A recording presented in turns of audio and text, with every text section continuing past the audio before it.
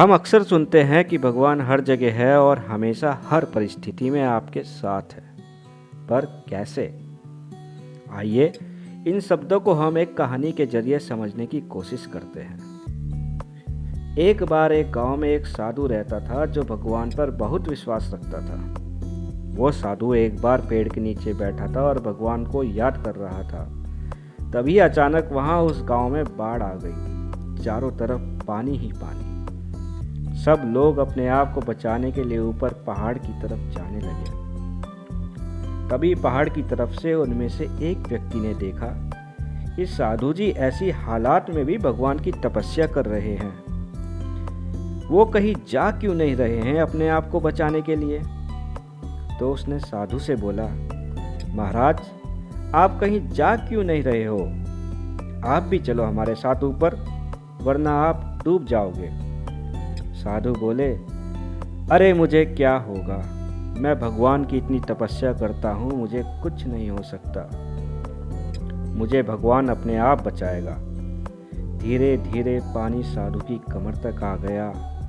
अब लोग वहाँ से नाव लेकर निकलने लगे। तो उनमें से एक व्यक्ति ने साधु को कहा कि महाराज, पानी आपकी कमर तक आ चुका है, हमारे साथ चलो, हमारी नाव में अभी भी एक व्यक्ति की जगह खाली है। साधु ने कहा, नहीं नहीं, आप जाओ, भगवान स्वयं खुद आकर मुझे बचाएगा। और वो नाव वाला भी वहाँ से चला गया। कुछ देर बाद पानी इतना बढ़ गया कि साधु पेड़ के ऊपर चढ़ गया। पानी इतना ऊपर तक आ चुका था कि अब तो बचाने के लिए हेलीकॉप्टर आने लगे। एक हेलीकॉप्टर साधु के पास आया, जो कि आखिरी हेलीकॉप्टर था। साधु के पास आकर नीचे रस्सी फेंकी और साधु को बोलने लगा कि इसे पकड़ो और जल्दी से ऊपर आ जाओ, वरना आपको डूबने से कोई नहीं बचा पाएगा। ये आखिरी हेलीकॉप्टर है और आपके पास दूसरा कोई उपाय नहीं है बचने के लिए। साधु ने कहा कि रस्सी वापस ऊपर खींच लो और आप चले जाओ। मुझे मेरे भगवान पर पूरा भरोसा है कि वो मुझे बचा ही लेगा।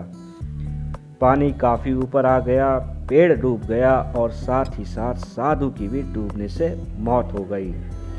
मरने के बाद साधु भगवान के पास गया और बोला, हे भगवान, मैंने पूरी जिंदगी तेरी तपस्या की, मेरा पूरा जीवन तेरी आराधना करने में लगा दिया, फिर भी इतने भरोसे के साथ इंतज़ार किया कि तू मुझे बचाने आएगा, लेकिन मेरी वहाँ डूबकर मौत हो गई, पर तुम नहीं आए। ऐसा क्यों भगवान, ऐसा क्यों? तब भगवान बोले, मूर्ख इंसान, मैं एक नहीं 3 बार आया। वो तीनों बार मैं ही तो था।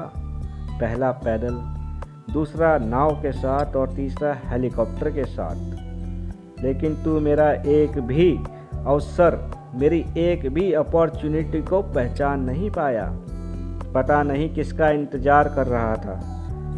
ठीक इसी कहानी की तरह जिंदगी में ऊपर वाला हमें बहुत से मौके देता है, लेकिन हम उन सबको ठुकराकर न जाने किस बात या किस चीज़ का इंतजार कर रहे होते हैं कि वो आएगा तभी ये करूँगा, और ऐसे करते करते वो होगा तभी करूँगा।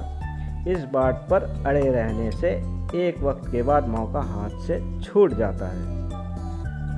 तो दोस्तों, इंतज़ार मत करो, कुछ काम करो, वरना मौका हाथ से छूट जाएगा और वक्त बीत जाने के बाद हम अपने आप को सिर्फ और सिर्फ कोसते रह जाएंगे। राधे राधे, जय श्री कृष्ण।